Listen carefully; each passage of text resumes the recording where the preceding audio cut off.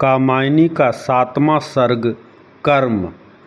सर्ग कर्म में मनु जीवन के कर्म क्षेत्र में प्रवेश करते हैं। मनु के मन में आशाएं हिलोरें ले रही थी। उनके जीवन में श्रद्धा के वचन उत्साह भर रहे थे। तभी असुर पुरोहित किलात आकुली से उनकी भेंट होती है, जो विप्लव से बचकर भटक रहे थे। उस पुरोहित से मनु ने सामिस खाने पर विचार विमर्श किया। पुरोहित ने पशु के ममत्व की दुहाई देकर मनु को मना किया। मनु सोचने लगे, कर्म यज्ञ से जीवन के सपनों का स्वर्ग मिलेगा। इसी विपिन में मानस की आशा का कुसुम मिलेगा। मनु यज्ञ प्रारंभ करना चाहते थे, अतएव उपयुक्त पुरोहित की तलाश में थे।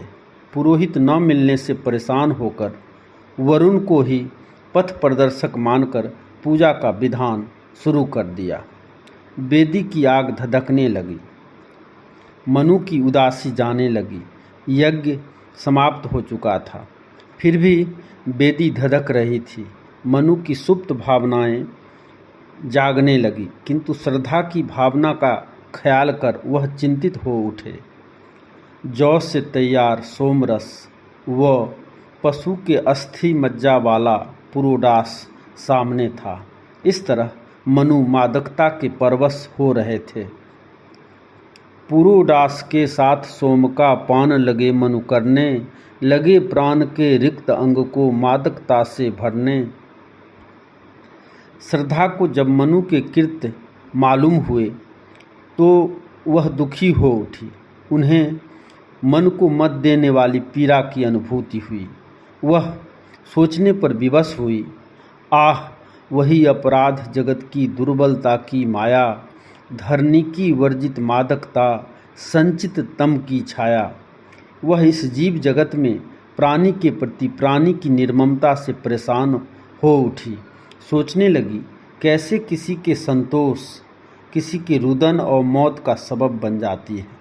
पुनः वासना की आग, जो मानव सभ्यता के लिए किसी भी तरह से मंगलकारी नहीं हो सकती थी, कैसे पनपने लगी। कामायनी को लगा कि कुछ खोकर भी वह ज़्यादा सचेत हो गई है। वह मनु की स्वच्छंदता को ललकारती हुई कहती है, मनु, क्या यही तुम्हारी होगी उज्ज्वल नवमानवता, जिसमें सब कुछ ले लेना हो हंत बची क्या सवता। मनु सोम का पात्र लिए श्रद्धा को जगत के आनंद की ओर खींच लेना चाह रहे थे, किंतु श्रद्धा उनके एकांत स्वार्थ पर प्रहार करते हुए पुनः अकेले पड़ जाने की पीड़ा का बोध कराती हुई कहती है, औरों को हंसते देखो मनु, हंसो और सुख पाओ। अपने सुख को विस्तृत कर लो, सबको सुखी बनाओ। तब मनु को अपने होने का ज्ञान होता है और वह श्रद्धा का मनुहार करने लगे। श्रद्धे होगी चंद्रशालिनी, यह भव रजनी भीमा, तुम बन जाओ इस जीवन के मेरे सुख की सीमा। इस तरह से सर्ग में नर नारी के बीच अटूट प्रेम बंधन की स्वीकार्यता व सर्वे भवन्तु सुखिनः जैसे शाश्वत सिद्धांतों की स्थापना की गई है। धन्यवाद।